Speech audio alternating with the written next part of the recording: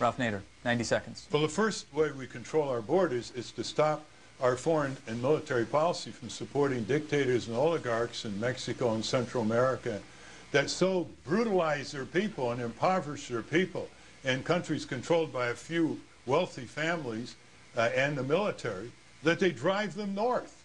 NAFTA has dumped tons and tons of subsidized corn into Mexico. It's dispossessed 1 million peasant farmers, together with their families heading for Guadalajara or Monterrey or heading north, desperate to feed their families. Who wouldn't do that? Crossing the border to feed their families because we support their brutalization? I don't think any of us wouldn't do that. Number two, the large employers who want these workers are the magnet. And they want these workers because these workers can work for dirt cheap wages, and they're frightened and they can be exploited without they're complaining, obviously.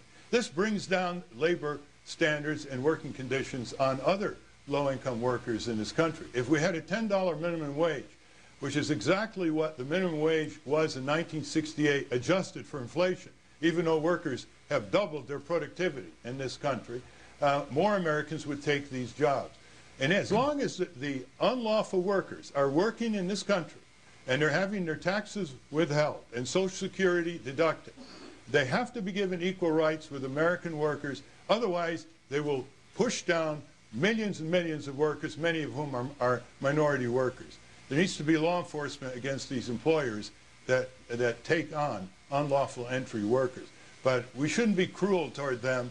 A lot of what they're forced to do is because of our foreign and military policy and the greed of the big chicken processors and meat packers in this country who should be hiring American workers at decent wages. Thank you very much, Ralph Nader.